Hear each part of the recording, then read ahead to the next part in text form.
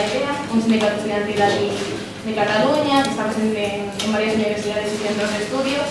Y hoy tenemos la suerte de contar con Cristina Escobar, que es, bueno, desde su juventud es todo un referente ya en el periodismo en Cuba y en Latinoamérica también. Nos va a explicar muchas cosas, yo voy a ser muy breve, simplemente agradecer que hoy esté aquí, agradecer también a Defensa en Cuba, a los consulados de Cuba y Venezuela que están aquí presentes, al Casal del Alba, al Casal de Cuba de Sabaré y a las compañeras del PSUV, sobre todo quiero hacer un agradecimiento personal a mi compañera Laura, que ha sido un poco la que ha organizado esto y se me había muy complicado. Así que yo me callo ya y doy paso a Cristina y que nos hable. Bueno, buenos días a todos, gracias por venir. Para mí sigue siendo un poco raro estar de este lado, porque yo hace muy poquito estaba ahí de donde están ustedes. Yo me gradué hace solo 4 años, salí de la licenciatura en periodismo de la Universidad de La Habana hace solo 4 años. Y por cualidades que tiene el sistema de estudio en Cuba, que ya enseguida que tú te gradúas te dan un empleo y tú puedes escoger si tienes buenas notas a dónde te vas. Y yo a los 2 meses estaba ya en la televisión nacional. Pues empecé muy pronto, muy rápido mi carrera y dedicándome a algo que viene bien con el día en el que estamos, al análisis político, al comentario político y a ser una reportera de temas políticos. Un trabajo que en Cuba solía ser de hombres viejos.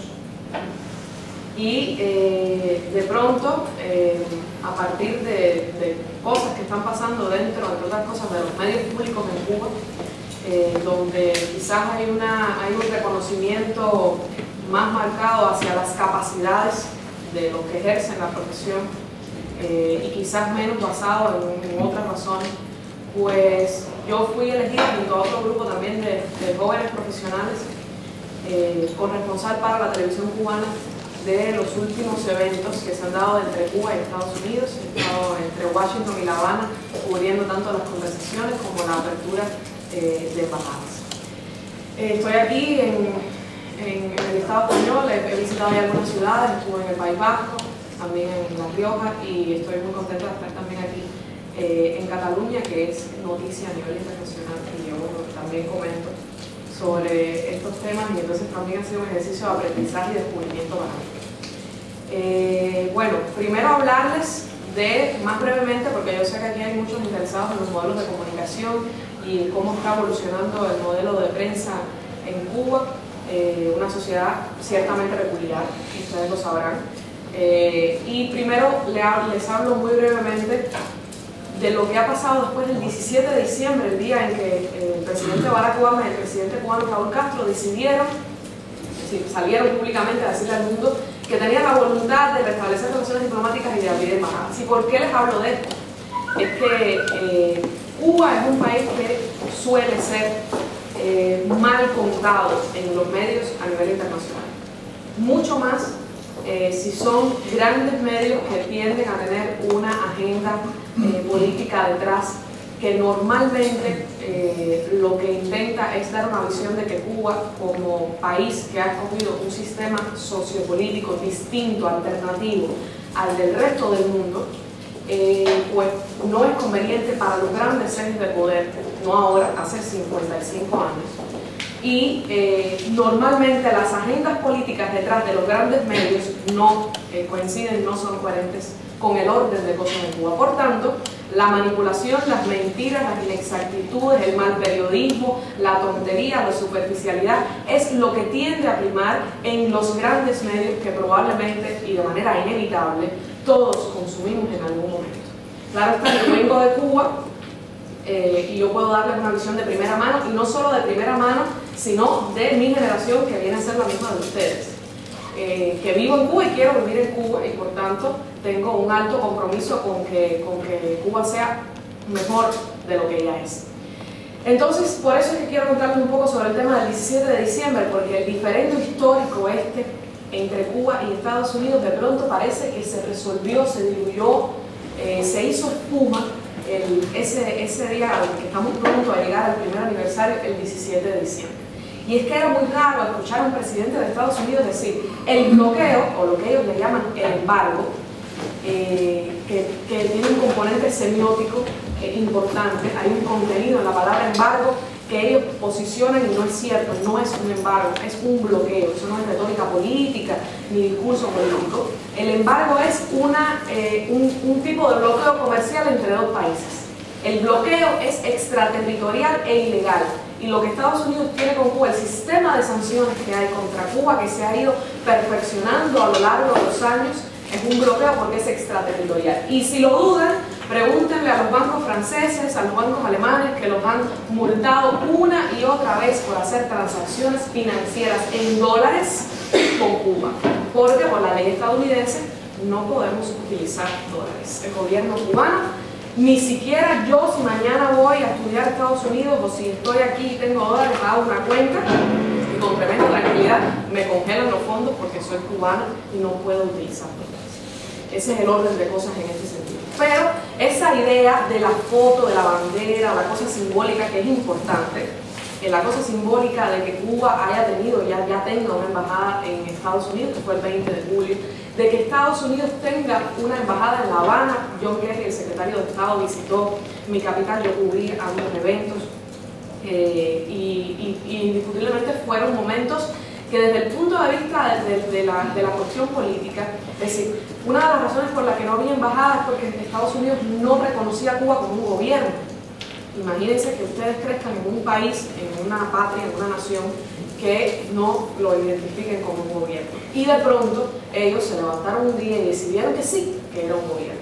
Eso es un tipo de reconocimiento que a los efectos, sobre todo de las nuevas generaciones, es importante porque es muy peyorativo sencillamente decirle todo el rato al país donde tú vives que si es el régimen, que si es la dictadura, pero nunca es un gobierno. Entonces eso, porque esas palabras funcionan para quienes ellos quieren, sobre todo en el discurso político y en el discurso mediático. Entonces fue un reconocimiento importante. Ahora, en lo esencial que es este bloqueo que les cuento, que es un sistema de sanciones que está establecido desde más o menos principios de los 60, porque a principios de los 60 empezaron las sanciones de tipo comercial, después comenzaron las sanciones de tipo política. A eso se añadieron ataques, ustedes recordarán el famoso ataque a lo que ellos llaman Bahía de Cochinos, que fue un grupo pagado por la CIA y por el gobierno de Estados Unidos, que fue a invadir Cuba. Eso pasó en 1961, se dice que es la primera victoria, sí, la primera derrota del imperialismo en América porque perdieron. Y así se sucedieron una serie de eventos históricos en agresión a Cuba, hasta momentos claves después de la caída del campo socialista, cuando Cuba cae en una crisis económica muy severa, probablemente una de las más serias que ha tenido un país en la historia. En los años 90 se aprueban dos leyes fundamentales. Una de ellas hace que el bloqueo, o lo que ellos llaman embargo, sea ley. ¿Qué significa esto? Que el presidente Obama puede pararse 1000 veces y decir que el bloqueo hay que levantarlo, pero no puede hacer nada porque es competencia del Congreso de los Estados Unidos. Eso es debido a una ley que aprobó Bill Clinton en 1996 que se llama Helms-Burton. Una ley que un poco que limitó, un poco no, en los temas de política exterior relacionados con Cuba limitó las prerrogativas presidenciales. Bill Clinton la aprobó, él ha dicho que es uno de los errores más serios que ha cometido en política exterior, porque un presidente no suele disminuir sus capacidades, mucho menos en un país donde hay un sistema triangular de equilibrio de poderes. Todo esto pueden entrecomillarlo, porque el equilibrio de poderes lo que se ha convertido es que poco avanza cuando cae en ese triángulo de hierro, el tema Cuba entre ellos, y de esa forma ceder política, ceder prerrogativas presidenciales ante el Congreso no es algo común. Eso sucedió con Cuba con esta ley Helms-Burton. Por tanto, hoy el presidente Obama se para y cada vez que tiene la oportunidad dice que hay que levantarlo. Pero ¿por qué hay que levantar el bloqueo? Y esto es fundamental. A la gente en Cuba le gusta mucho escuchar eso, porque siempre hay una visión de que un gobierno que está tratando de asfixiarme a mí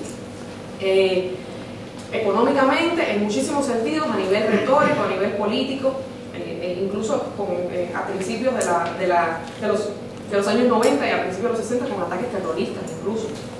Y sin embargo, ahora hay un presidente que dice que es lo suficientemente inteligente como para percatarse de que lo que han estado haciendo durante 56 años para cambiar Cuba no va a funcionar. Eso lo podemos saber todos los que estamos aquí. Y sin embargo, ha costado tanto tiempo. para que un presidente de Estados Unidos tenga el valor y que las condiciones de las presiones internas que tiene le permita decir con libertad, efectivamente, el bloqueo no ha funcionado. ¿Por qué no ha funcionado? Bueno, porque lo que nosotros queremos hacer en Cuba no ha pasado. Y eso es muy importante. Ellos no tienen pena ni vergüenza al decir, los fines de Estados Unidos son los mismos de siempre. Y es que uno no cambia una actitud de un día a otro. Los fines son los mismos. ¿Y cuáles son estos? Bueno, pues cambiar el orden de cosas en Cuba y construir un sistema sociopolítico coherente con los intereses geopolíticos de Estados Unidos en América Latina. Todo esto que les estoy contando sin tener en cuenta que en Cuba viven 11 millones de personas que tienen derecho a decidir cómo viven y cuál es el sistema sociopolítico que tienen. Eso ellos no lo tienen en cuenta en esta ecuación y ese es el propósito precisamente de por qué hay que cambiar la política. Porque lo que hemos querido hacer pues no ha sucedido y evidentemente la política hay que cambiarla. Y ustedes se preguntarán, si son agudos en la política, les gusta preguntarse ¿por qué la cambian ahora y no lo hicieron hace 20 años o no lo hicieron hace 30 años? Bueno, ahí hay muchas razones, pero una fundamental es que hay un grupo dentro de cubanos que se fueron a Estados Unidos que hicieron de estar en contra de Cuba un modo de vida. Era un trabajo. Se convirtió en una industria, es decir, una industria de millones de dólares. Yo no estoy hablando que son 20 euros o 3. De millones de dólares que año tras año, con presupuestos del Estado, pues hacían muchísimo dinero que supuestamente era para subvertir el orden de cosas en Cuba, pero mucho se iba quedando en el camino y en los bolsillos. Y de hecho, a veces le han hecho a lo que se llama auditorías, han ido a ver a dónde está yendo a parar el dinero y se han dado cuenta que no ha tenido nada que ver con Cuba, ni nada con la agenda supuestamente de construir la democracia en Cuba. Y se ha quedado mucho en el camino. Y cuando tú conviertes un tipo de política en un empleo, cuando tú lo conviertes en una industria donde hay un grupo de gente enriqueciéndose con eso, pues es muy difícil que cambie. Y entonces los que se estaban beneficiando esencialmente un grupo de cubanos americanos que se fueron de Cuba a principios de los 60, que tenían propiedades en Cuba y que a raíz de las nacionalizaciones que hizo la revolución, pues perdieron propiedades y ellos obviamente desarrollaron una hostilidad hacia Cuba y hacia el orden de cosas que entre otras cosas implicaba que la burguesía y los grandes poderes económicos dejaban de mandar en Cuba para construir una sociedad donde la propiedad social fuese lo que predominara y hubiese una mayoría de servicios públicos, es decir, pagados por el Estado. Y esa burguesía un poco que dejaba de tener lugar.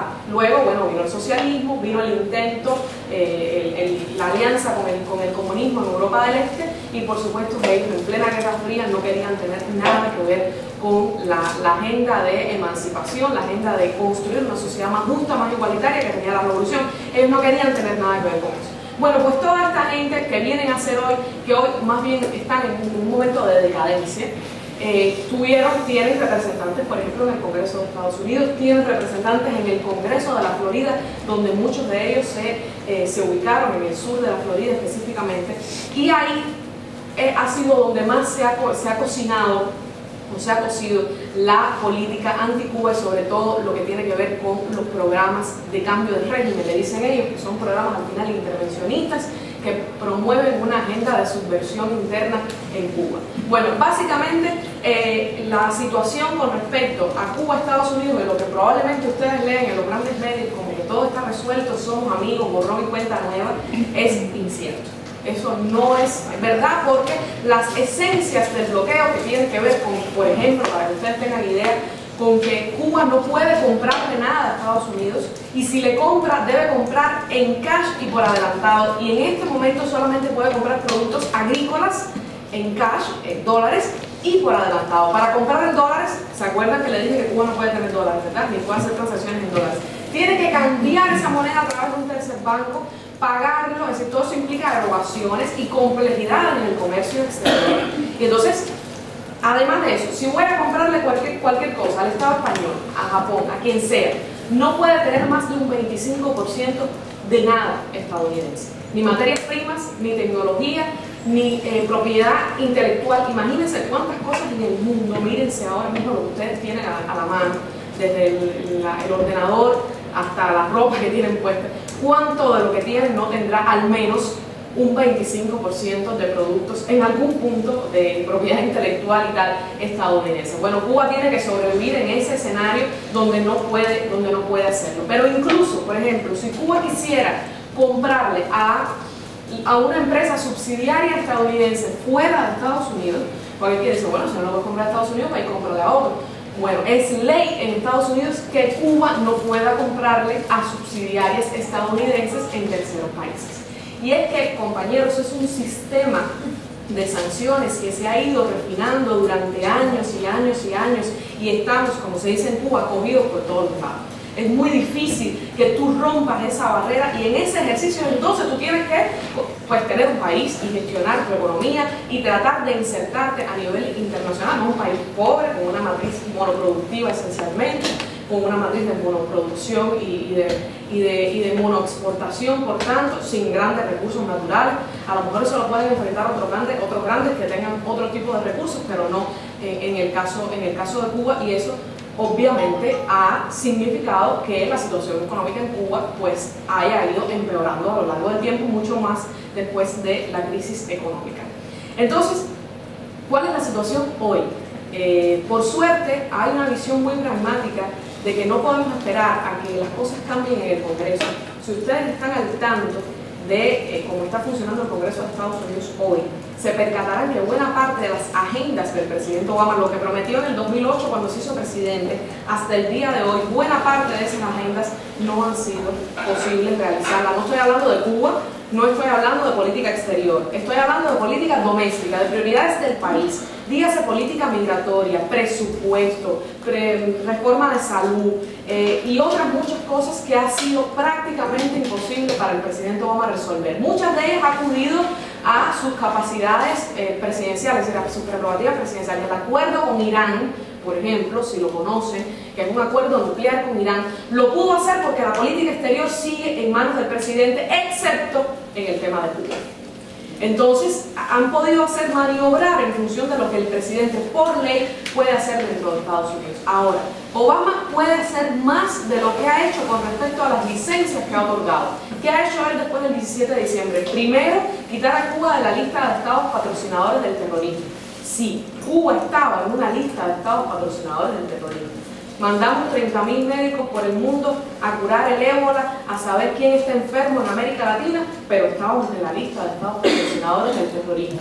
Nos quitan de esa lista, se demoraron, no fue una cosa inmediata, se demoraron, fue después de abril, después de la Cumbre de las Américas. Obama aprobó un par de paquetes de medidas muy epidérmicas, medidas que hicieron un poco con respecto a flexibilizar aspectos del bloqueo. ¿Qué pasa? Él lo intenta hacer, pero las propias legislaciones del bloqueo entran en contradicción con lo que el presidente quiere hacer. Y cuando vienes a ver, pues, poco avanzas.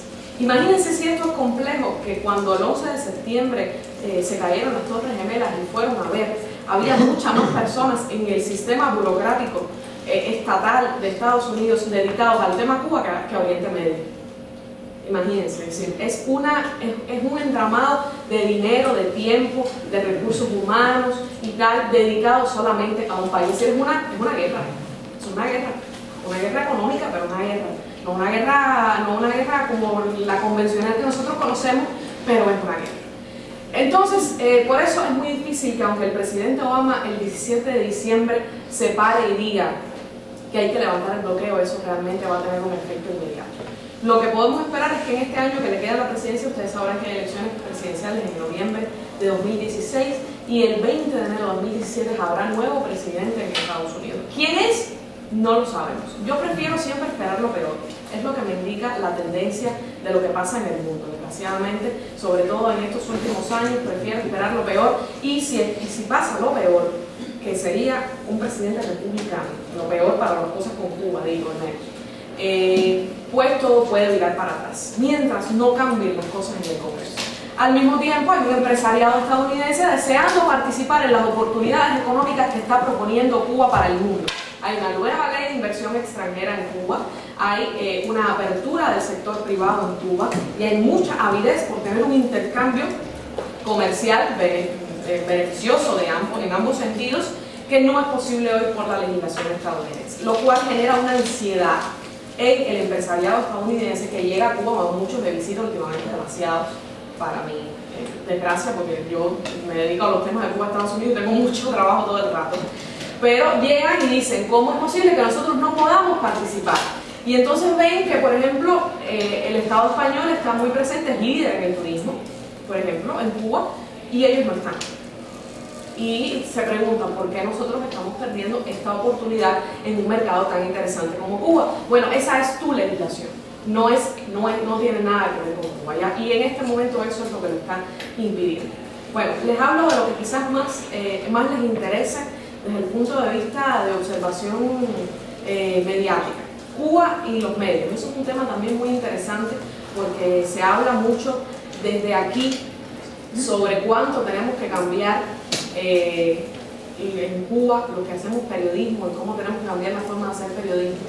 Y estando aquí, he tenido la epifanía de darme cuenta de cuánto hay que cambiar los medios aquí también, ¿no? Pero bueno, hay muchos que prefieren hablar más de afuera y menos de mirar la paja en el ojo propio, ¿no?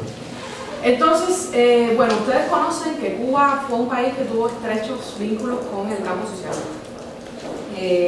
El campo socialista tenía un modelo de prensa específico, muy coherente con el orden de cosas que había en el momento que el comunismo seguía existiendo en Europa del Este, y un poco que Cuba copió ese modelo. Tendría a ser un modelo un tanto difusionista, tendría a ser un modelo un tanto inerte hacia ciertas cosas que podían estar sucediendo dentro del país, y en la fórmula mediática de Cuba se unía un elemento más, que es el hecho de que los temas de Cuba siempre han sido hiperbolizados por la prensa internacional.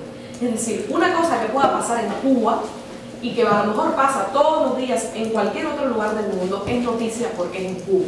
Y entonces se utiliza muchas veces para decir que es que el sistema, la revolución, es un fracaso y tal, porque esta cosa pasó en Cuba, aunque a lo mejor lo podíamos ver en cualquier otro lugar. Hay un ejemplo muy claro de eso, para que ustedes tengan una idea de cómo hay que hacer periodismo en Cuba, en la Cuba que vivo yo y en la que yo estudié. Por ejemplo, hace unos años hubo un aumento de ataques de tiburones en las playas del sur de la Florida. Y varias personas murieron, incluso surfistas y tal. Y los medios en español del sur de la Florida dijeron públicamente que Fidel Castro estaba entrenando tiburones para matar personas. Es decir, imagínense qué imaginación hay que tener para decir semejante cosa y cuán refinada hay que tener una maquinaria de manipulación. Y ese es el país en el que hay que hacer periodismo. Es decir, en un país donde hasta si hay 4 tiburones en unas playas de Miami, pues me van a echar la culpa a mí. Entonces, y así tú tienes que hacer periodismo, imagínense ustedes. Y eso causó muchas veces que desde lo interno de los medios en Cuba tendiéramos a defendernos mucho. Porque cuando a ti te están tirando piedras por todos los lados, tú haces un fuerte y tú te tratas de defender. Y de alguna manera los medios también fueron parte de esto. ¿Cuál fue la consecuencia? Yo no juzgo a quienes lo tuvieron que hacer así, y no juzgo porque yo viví en ese país, crecí en ese país y quise estudiar periodismo con esa prensa así, independientemente de que es una prensa que hoy estamos tratando de cambiar. La consecuencia es que tú no hablas de tus problemas, es que tú no debates sobre las cosas que tienes que debatir, porque tú te estás defendiendo. Es decir, eso pasó en la prensa en Cuba. En este momento, ¿cuál es el principal crítico a ese proceso que se dio de una manera que por momentos que por momentos fue inerte, es decir, sucedió y no hubo cambios en eso y pasó durante algún tiempo? En estos momentos el principal crítico de ese modelo de prensa es el presidente cubano Raúl Castro, y ha dicho que la prensa cubana no puede ser partícipe ni de secretismos, ni de, nosotros decimos en Cuba, pasar la mano, ni de conformismos, y que tiene que renovarse para que de alguna manera también le dé fuerza y le dé oxigenación a las instituciones del Estado. Porque ¿cómo te enteras de lo que funciona mal a lo más horizontal de la sociedad cubana si tus medios no funcionan bien. En 2013, la Unión de Periodistas de Cuba, una vez más el sindicato que agrupa al gremio, tuvo un congreso donde a camisa quitada y con muchísima vehemencia y acaloramiento discutimos todos estos temas y la responsabilidad que teníamos los periodistas en este sentido.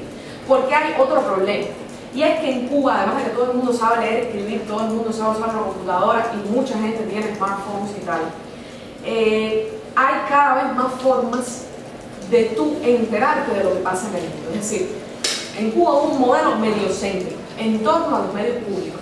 Eso no es más así. Es decir, la gente puede enterarse de las cosas de otra manera. Es decir, hay una visión más desestructurada del consumo de entretenimiento y del consumo informativo. Eso tiene varias razones. Probablemente una de las pocas ventanas que deja el bloqueo es algo muy interesante, y es que Cuba no paga derechos de autor, porque no puede pagar en dólares a Estados Unidos, los contenidos audiovisuales. Eso significa que en Cuba tenemos las películas americanas antes que en Estados Unidos. Si antes que el americano lo vea, ya nosotros lo tenemos. Y como eso tenemos Anatomía de Grey, y tenemos Doctor House, y tenemos House of Cards, y lo que a ustedes se les ocurra en la semana. O los noticieros de Miami, los del sur de la Florida, a veces que dicen que los tiburones son entrenados por Fidel y tal. Tenemos todo eso así, y la gente lo distribuye en una red informal, que por cierto no es legal, pero tampoco es ilegal. Y está en un limbo ahí, está en todos lados y tiene un nombre muy especial. Se llama el paquete semanal. Yo los convido, si son estudiantes de comunicación, si son estudiantes, si les interesan los temas de ciencias de la comunicación, de ciencias políticas, es muy interesante estudiar este proceso, porque es como una televisión a la carta, que existe en otros lugares del mundo, pero en Cuba es específicamente en esta organización de red informal, donde de manera muy barata la gente vende este paquete en muchísimos barrios, y la gente se entera de las cosas. La gente, ya sea por noticiero, ya sea por documental, ahí hay de todo. Hay medios, hay blogs, hay contenidos, hay texto, y hay por supuesto video, películas, series, novelas brasileñas, novelas mexicanas y todo ese historia. Entonces, ¿qué significa esto? Eso unido al incremento de la penetración de Internet, unido a que en Cuba se ve en señal abierta Telesur. Telesur es un canal informativo de flujo de 24 horas de noticias que surgió hace 10 años, está en Caracas, Venezuela, pero surgió al calor del gobierno de izquierda, Argentina, Brasil, Venezuela, Bolivia, Ecuador, también por supuesto Cuba. Surgió ahí y es una visión emancipada, hacer televisión y discurso mediático en América Latina, un poco para hacerle frente a CNN en español, que supuestamente era el medio natural de los que hablábamos español en América Latina, pero con el pequeño detalle que estaba en Atlanta. Entonces decidimos que eso no iba a ser más la visión de televisión en América Latina, y que la nuestra televisión española iba a estar en Caracas, y de hecho el eslogan es "Nuestro norte es el sur". Y entonces Telesur, que por cierto tiene una ideología muy emancipada, una forma de contar muy novedosa, muy progresistas en términos de discurso periodístico, muy adelante. Les recomiendo que lo observen, si no pueden a través de satélite y televisión, lo hagan a través de internet. Telesur no es un medio público cubano. Telesur, los contenidos de Telesur no los decide el Estado cubano. Por tanto, y está en señal abierta. Es decir, es un medio que no es un medio público cubano, pero está en señal abierta en el mundo. Todo este escenario mediático que yo les estoy contando, ¿qué significa? ¿En qué redunda? Redunda en competencia para los medios públicos. ¿Por qué la gente, en vez de yo tener 4 noticieros en una programación habitual, yo estoy enfrentándome con Telesur, que tiene una red de corresponsales en el mundo entero, y que muchas veces da las noticias que ellos, porque tienen más condiciones en términos de recursos y en términos de condiciones de programación informativa y rutina productiva? Me estoy enfrentando a que la gente tiene este paquete semanal, y la gente, si no le gusta lo que les estoy contando, pues pone la memoria o el pendrive en el televisor y se pone a ver otra cosa. O se va al parque a conectarse a internet, porque ahora tenemos una serie de parques en Cuba donde te conectas a mitad de precio a internet por conexión inalámbrica. ¿Qué significa eso? Que los medios públicos o se ponen a competir, o mejoran, o cuentan discursos más vinculados con lo que la gente necesita leer y escuchar, o sencillamente la gente no nos ve. y el modelo de medio público cae en crisis en Cuba. Yo soy una defensora ferviente del medio público, del modelo de medio público. Y cuando yo les digo esto, no se vayan a imaginar el escenario que tienen ustedes aquí en el Estado español. Vamos a pensar más cómo funcionan los modelos de medios públicos en América Latina. El medio público de verdad, que yo creo que todavía está un poquito más virginal en su concepción inicial. Todavía sigue siendo un medio público más orientado a lo que necesita la gente en Cuba. ¿Qué pasa? Nuestros discursos entre la filosofía de la plaza sitiada, la filosofía de un poco que es difusionista de los temas, por supuesto que ha sido un discurso que ha perdido actualidad, es decir, las formas, la estética de decir las cosas ha perdido actualidad. Y eso hay que cambiarlo, porque es fundamental para que la gente no juegue y no perder la preferencia de la gente. Hay una buena señal en esto, que tiene que ver con el hecho de que la gente sigue confiando en los medios públicos cubanos. Es decir, la gente cree que las cosas se resuelven cuando salen en la prensa. Y la gente sigue confiando en la visibilidad que tienen los medios públicos en este sentido. Claro que es una audiencia muy preparada y yo creo que el reto de todos los periodistas que trabajamos ahí, y sobre todo hay una generación joven y empoderada. Oigan ustedes, yo llevo solo 4 años y en 4 años los que están por entrar en el mercado laboral aquí saben lo difícil que es que siendo tan joven se les den las oportunidades de crecimiento profesional como las que he tenido yo muy temprano en mi vida. Yo no creo que sea, no considero esto una falsa modestia, no creo que sea porque yo sea muy especial. Creo que tiene que ver por cómo están funcionando hoy, al menos este periodismo que estoy viviendo yo hoy en Cuba.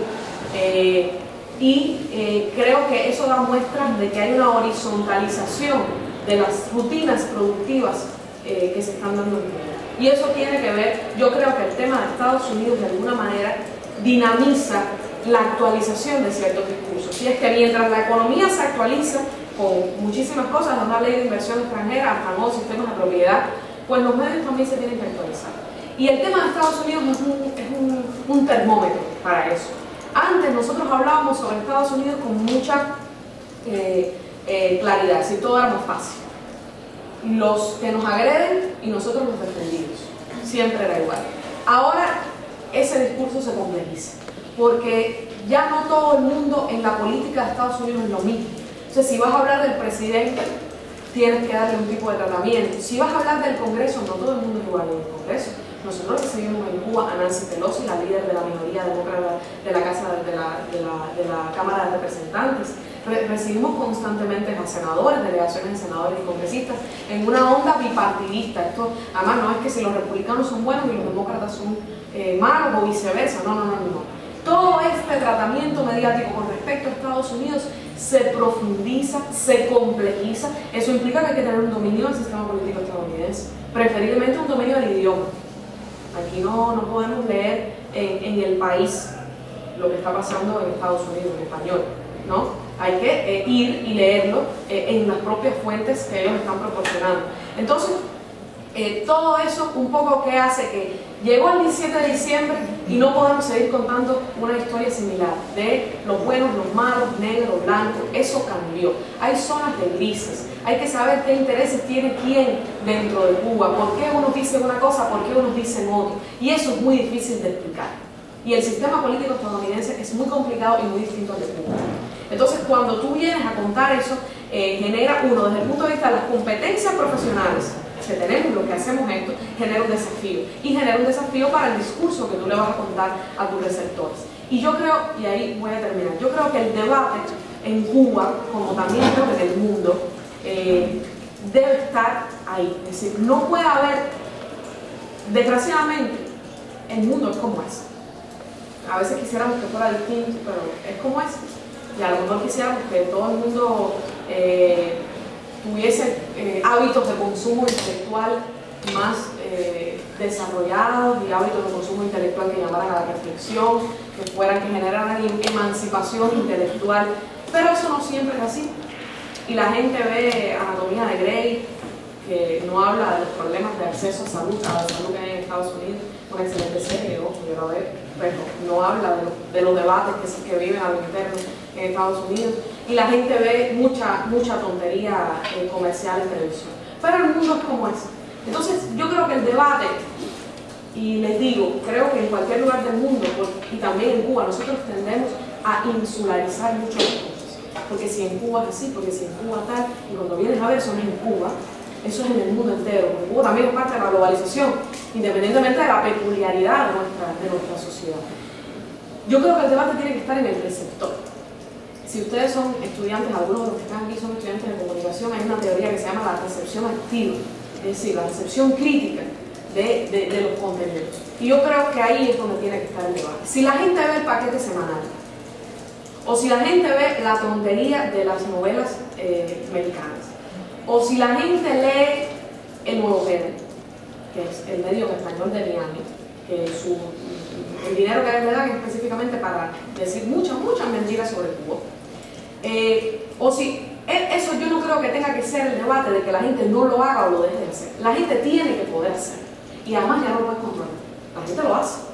Entonces, ¿dónde está tu margen de acción? Y digo, cuando hablo de mí, hablo de una generación y de gente que está tratando de construir una sociedad de gente inteligente, de gente formada, de gente capaz de participar con sabiduría y con sentido común de un ejercicio democrático, porque la democracia no es solamente ir a votar, la democracia es saber por qué estás votando y cuál es la opción que a ti te conviene, no la que te vienen a contar porque están en 25 canales, un mismo partido, y esos son los que son los mejores porque tuvieron más dinero para estar en 25 canales. Eso no es el ejercicio de la democracia. Hay muchas otras cosas que entender la democracia. Esa visión, yo creo que el enfoque y el debate, y se lo transmito como ejercicio de reflexión desde los estudios que ustedes están haciendo, tiene que estar en el receptor, cómo la gente comprende lo que les estás contando. Tú puedes ver todos los contenidos del mundo, que lo más importante es que tú tengas técnicas de interpretación, teoría para interpretar lo que te está circundando. Tú puedes leerte 200 libros y no entender nada. Y puedes ver 20.000 películas, ya sea la rusa, la francesa o la más refinada y complicada película iraní, y no entender nada. Entonces, moraleja, ¿dónde está nuestro fin? Aquellos que queremos construir, no que queremos ir a hacer dinero a repetir lo mismo que hacen los medios, y no aquellos que queremos ir a complacer jefes a medios. Lo que queremos construir una sociedad más justa desde lo que nosotros sabemos hacer, que es comunicar, construir estrategias de comunicación, difundir la verdad, dar herramientas de democratización. Tiene que estar el debate en el receptor, en instruir a ese receptor con objetividad, con realidad, dándole herramientas de interpretación para que saquen ellos conclusiones de lo que está pasando alrededor de su vida cotidiana y también en el mundo. A mí me sorprende, y yo creo que Cuba, ayer me hacían una pregunta muy interesante en una charla que di aquí mismo en Barcelona. Me decían, ¿y Cuba está preparada para la afluencia cuando lleguen todos esos medios, y los medios americanos y los medios y tal? Y yo creo que si hay una sociedad, eso no es chauvinismo, haber estado medio aislados de los malos medios, ¿no?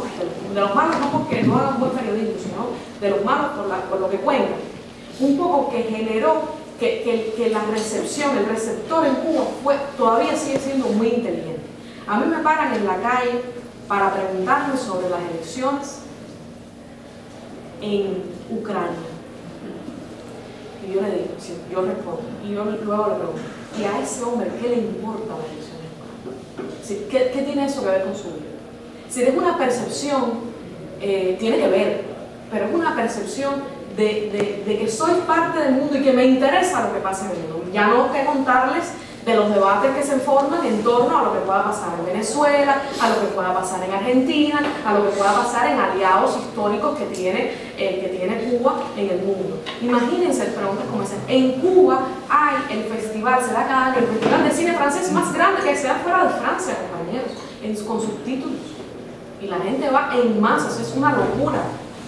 Entonces, ese es la gran mayoría del receptor cubano. Yo creo que ahí es donde tiene que estar el debate. Yo igual no soy conformista. A mí no es, como hemos hecho, qué bien. No, yo prefiero pensar en que hay muchas cosas que hacer todavía. Y por eso me obsesiono todos los días y todos los días trabajo para eso. Pero creo que ya sea aquí, en Cataluña o en el Estado español o en Cuba, creo que nuestra labor más clara está más allá de lo que tengamos que contar en cómo estamos cambiando a la vida de la gente haciendo lo que estamos haciendo. Eso depende también de los intereses de ustedes. Si su interés es ser estrella y protagonista y tal, a lo mejor es más coherente una cosa con la otra.